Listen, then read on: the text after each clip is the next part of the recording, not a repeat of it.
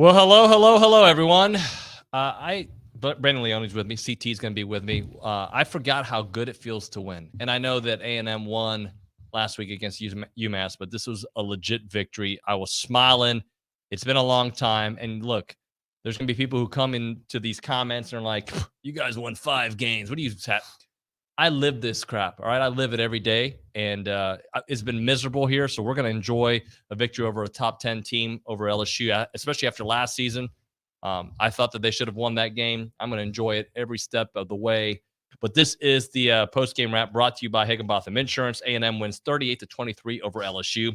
You probably only think about insurance when you need it, but at Higginbotham, they think about your risk for you because they want you covered all year long. They start by listening and end with a custom solution that fits your needs and your budget. They do it all: car, home, health, business, and employee insurance. Higginbotham's got you covered.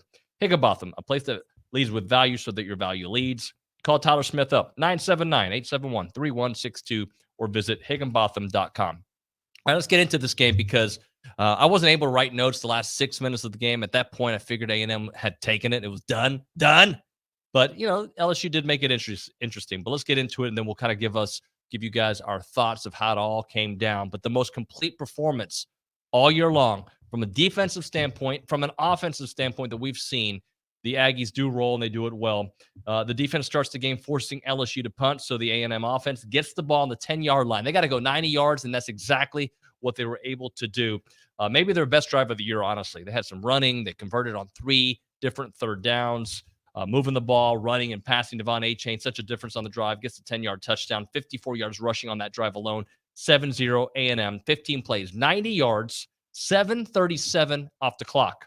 So LSU responds with a pretty balanced drive themselves. Jaden Daniels picks up 16 on a 3rd and 2, followed by a John Emery 2-yard touchdown, game tied at 7.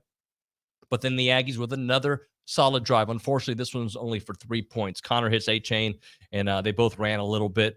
Unfortunately, it ends with 3, as I mentioned, 10-7 A&M. LSU comes back with a similar drive, but they drop a pass on 3rd and 2 that would have potentially been a touchdown, so they have to settle on 3. It is now tied 10 apiece.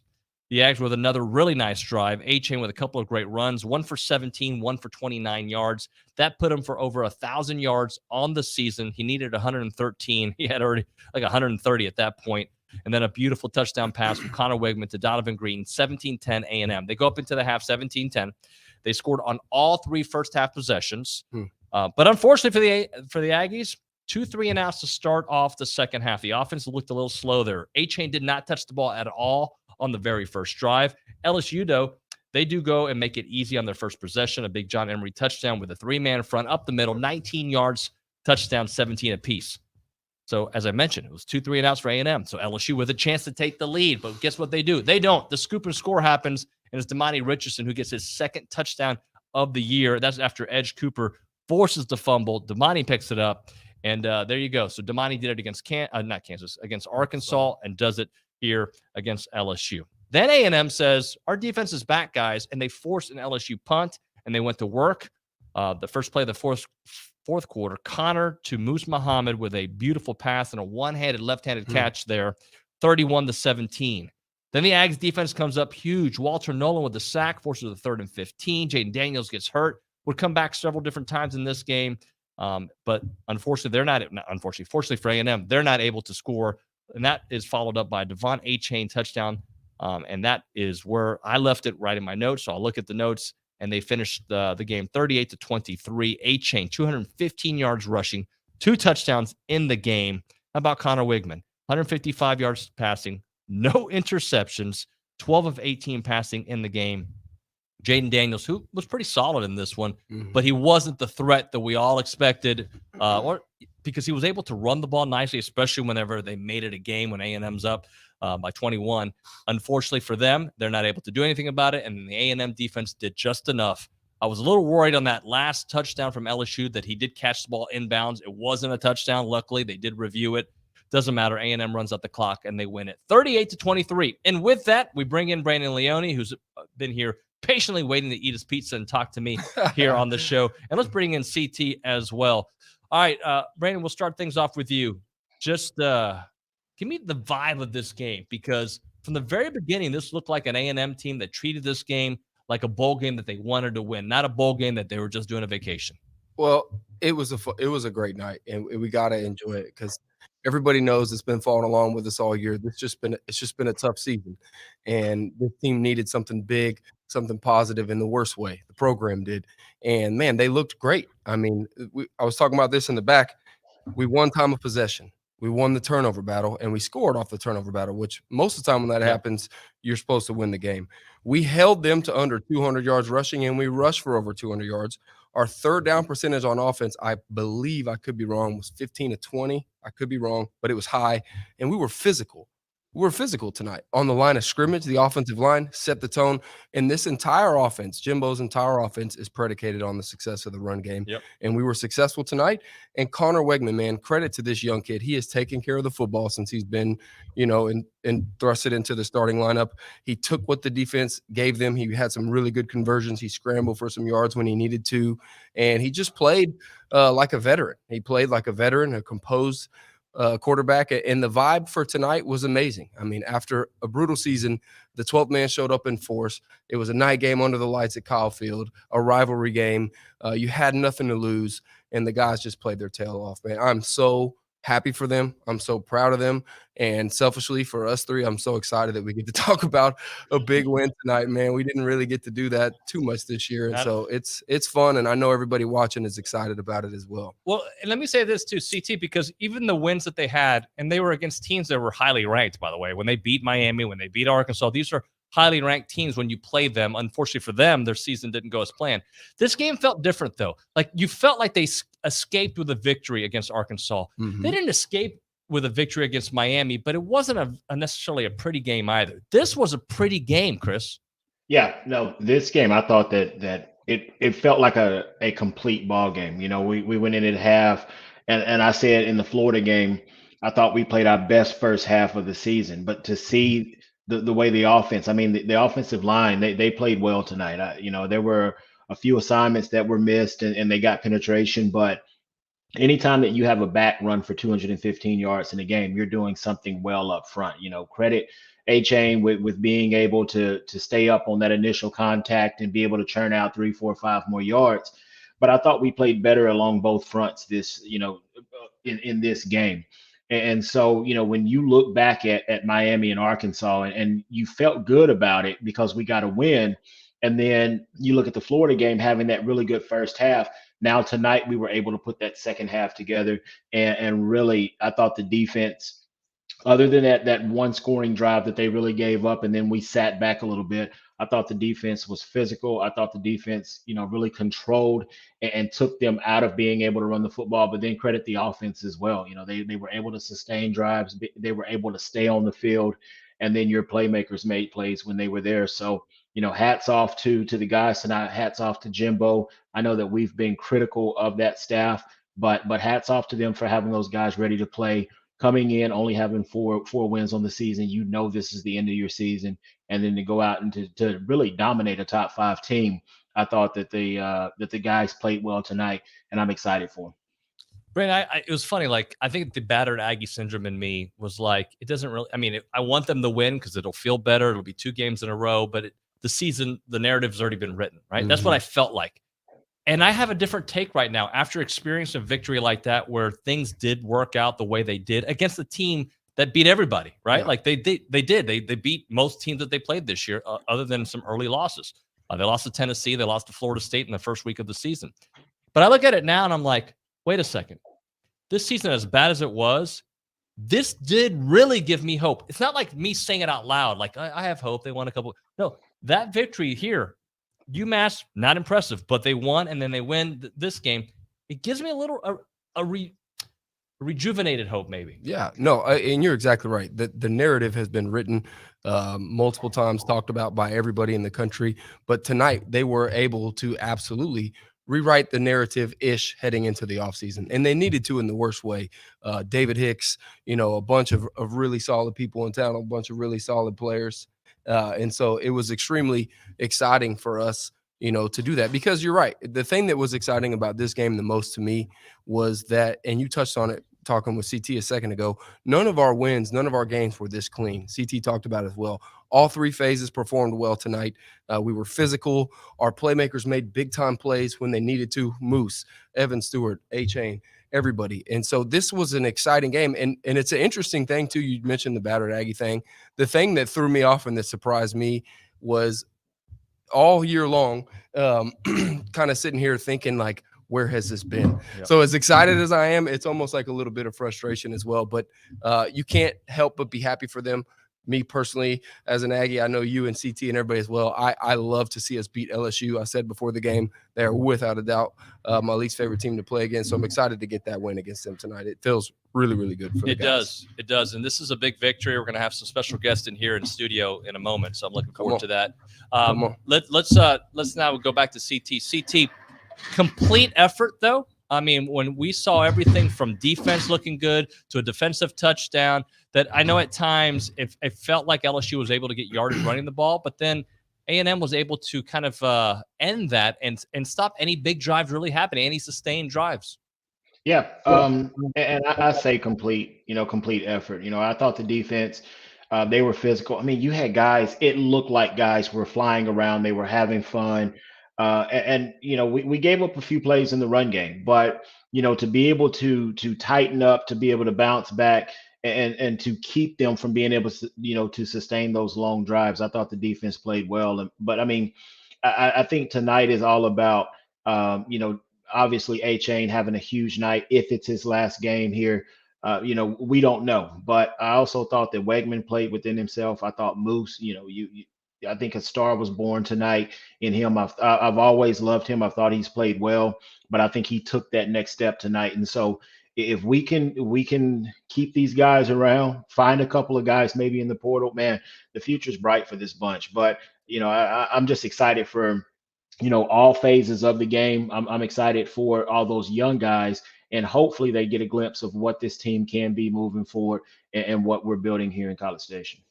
I'm trying to look through the numbers here. Does Connor Wegman have any interceptions no picks. this year? That's what I was going to tell you. 0 turnovers. All season. Yeah. Right? Every played game like a veteran, man. He had one that happened at the end of, but it didn't count because the guy caught it out of bounds. What game was that? It was at the end of the Ole Miss game, I believe it was. So, yeah. Right? But he threw it only at a place that if the guy made the catch, he would have been out of bounds. So that's the only one I can remember. There was one that was taken back also. Yep. Took care of the football. Yep. Played with confidence. Didn't take too many negative yardage plays. Took what the defense gave them. And CT, one thing I would tell you that I noticed, again, I was glad to see it. A little bit frustrated we didn't see it more this year, but there was more play action, pass, bootlegging, misdirection, motion pre-snap today than I could be wrong. But just from the vibe watching it today, it seemed like we did that more to get Connor out, moving out of space, give the line a little bit of help, some tight ends blocking. But it seemed like pre-snap we did more this game than we did in a lot of the games. So that was encouraging to see. And to me, part of the reason they were a little bit more effective tonight.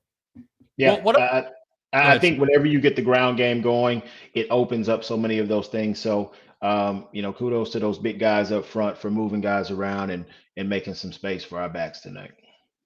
CT, we're going to move on because Billy's going to be here in a second. So let's just give you some final thoughts here. As you look at this season as a whole and you look at where this team is going, and we know there's going to be some changes. Some guys will leave, some guys will come. There'll be some coaching changes. But how does this make you feel when you look at the totality of the season, but the way they ended? I think it's a positive. I mean, anytime that you can end the season with a win, whether it's the finale or a bowl game, that's always positive. It generates that momentum as you head into the offseason. I'm not sure, what guys are going to leave or what, who's going to stay. Realistically, we can't really focus on that. You can only focus on the guys that will stay and build around them. But, I've said if you can, keep Wegman, you can keep Moose, you can keep Evan Stewart, Noah Thomas, Green, some of those guys, and then just find a cohesive, group of 5 up front. This team is going to be fine. We know what we have on defense. As long as you can keep those guys in house, then this team is going to build something special. And I think the next year, 2, 3 years, this group, this class of 22 can have a huge impact on where A&M sits nationally when it comes to not only recruiting, but also when it comes to play on the field. This is in my opinion, the effort we showed tonight, that's what warranted us that number 6 ranking to start the season. I hate rankings to start the season because you never know where teams are, but they played like a top 10 team tonight. They finished the season strong, and hopefully that momentum carries them into the offseason. And then they just continue to build on that as we head into 23. I'm being a prisoner of the moment before I let you go, CT. And I feel like, look, I know that there's going to be a change. There's going to be an offensive philosophy shift, maybe with a different offensive coordinator. But I do think, and again, being a prisoner of the moment, the biggest problem is the offensive line. Because when the offensive line gives that quarterback time to throw, plays can happen. They scored 38 points today. I know 7 of those are defensive. But the offense looked good on both levels. And I feel I still want to see the shift, but I do think it all comes back to the offensive line. Each of you give me about 15 seconds on that.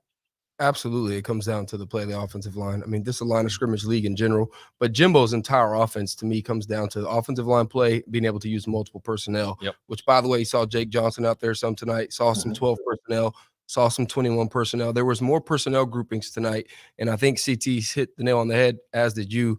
The performance of the offensive line opens up the playbook so much more, whether it's Jimbo, whoever, if someone else comes in, if we can lock down and get healthy on the offensive line and have some cohesiveness, that's going to determine where this offense goes going forward, because the skill players are there. There's no doubt. CT? Yeah, and you know, Brandon, that's you hit the nail there. I mean, being able to have those guys up front, being able to solidify that group, and I mean, you can be multiple in tons of personnel when you have, you can do anything. You can run straight ahead, you can boot, you can run the screen game. You have athletic guys up front, and so solidifying that front, finding 1 or 2 more pieces, getting Bryce back at center next year.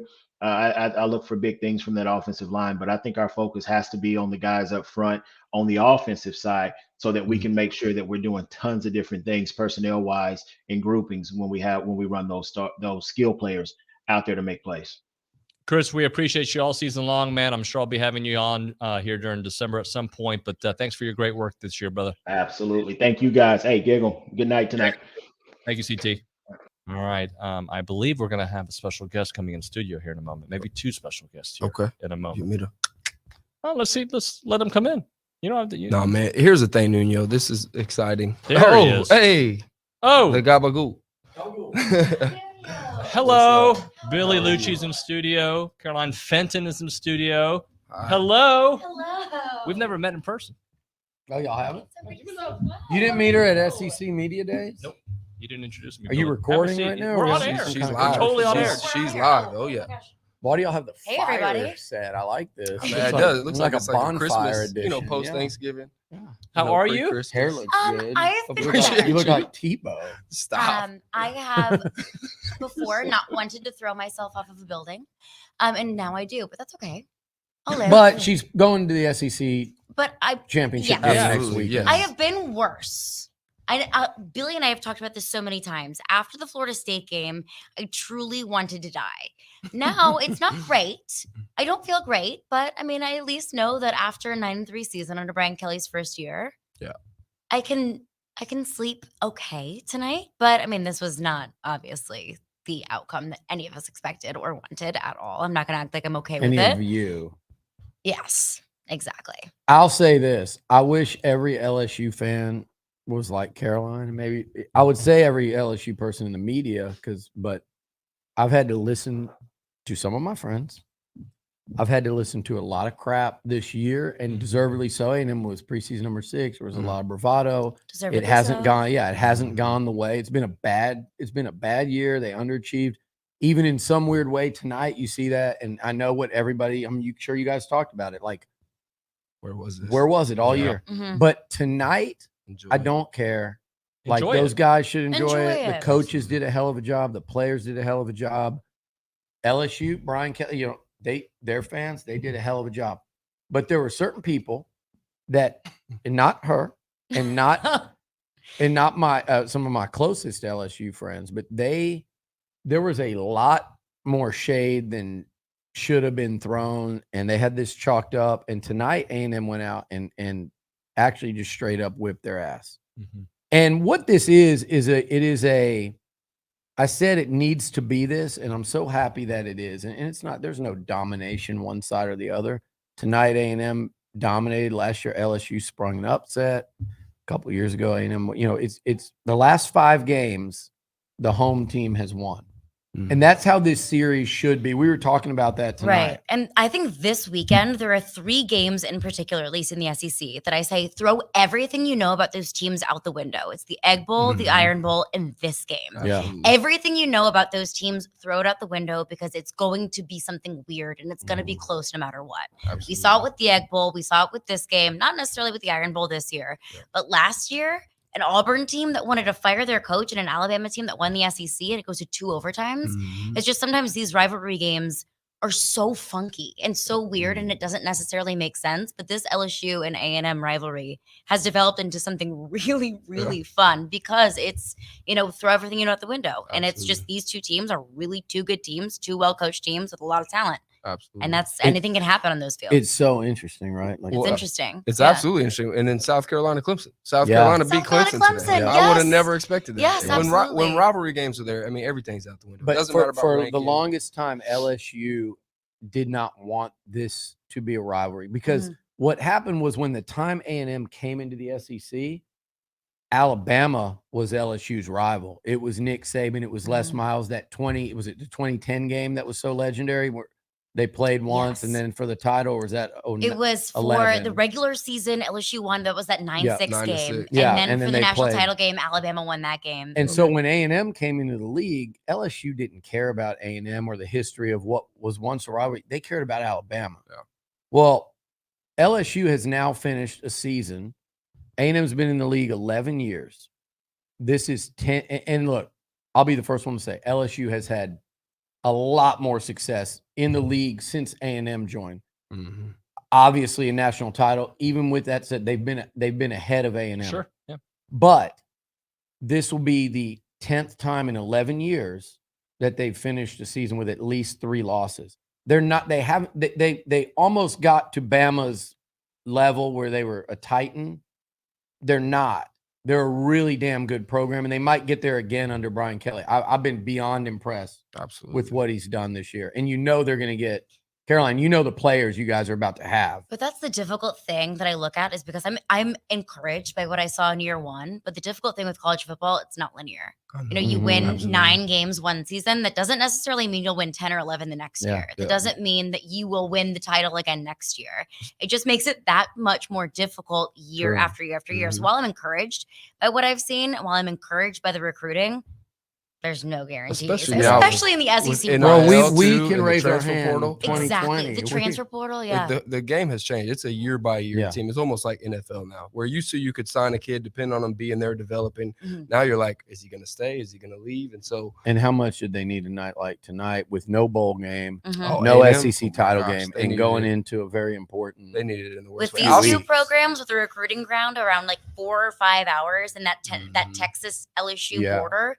That's an incredibly important recruiting ground for both programs. There were a lot of recruits here tonight. Yeah. Which is huge. Great atmosphere. By the way, huge.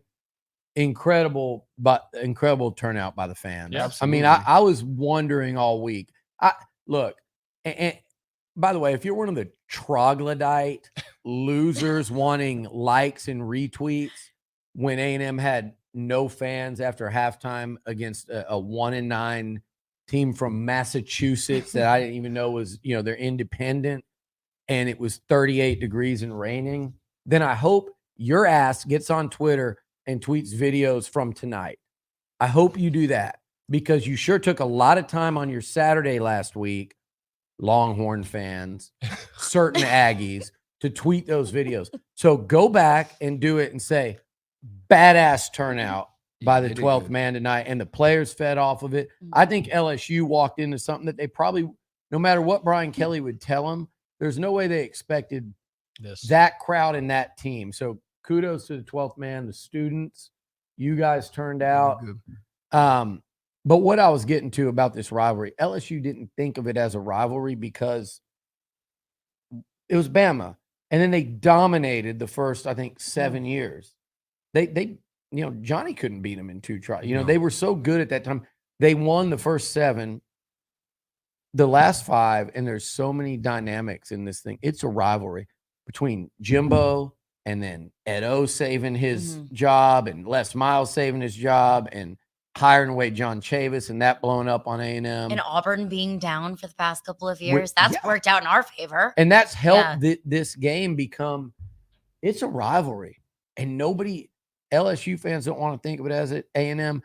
Just enjoy it now because Texas is coming in the league and that we're going to be playing them this weekend. But for this year and next, I embrace the A&M LSU thing. Yeah. You got fights on the field. I You love got it. 7 absolutely. overtimes. You got Burrow coming out, on senior day, Burrow, and they spank A&M and, they're getting their revenge. And it's been great. It's fun. Look, we're gonna have plenty of time tomorrow to talk about the X's and O's, but I got to ask with you here, A&M's offensive line all year long, horrendous. Yeah, horrendous. Today they did pretty darn good, and you didn't hear the names of BJ and Harold Perkins very often. No. Like, what was different? Execution. I think execution. The worst Jimbo's word been ever. calling What for else it. He's can been it be, calling though? for it. And I Yeah. hate using that coach I talky absolutely word. I hate it. hate it. Yes.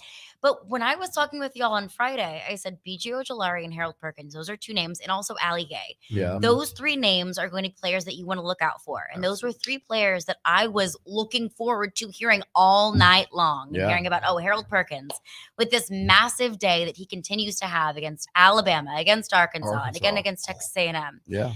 But kudos to Texas A&M for being able to make those 3, especially Harold Perkins and BJ Ojolari, seem almost like non-factors, Yeah. which we haven't really seen them be all season long. And No doubt. that it goes back to why this rivalry is so fun, because you throw everything out You about do. Harold Perkins, about BJ Ojolari, about this offensive line that's been struggling all season long, and all of a sudden this offensive line can dominate this LSU defensive line that might be what I think may be the best in the country. And I'll say this. We'll talk about this tomorrow. Look at this. I've got Here 4 he old comes. roommates. He's in gonna the- come in.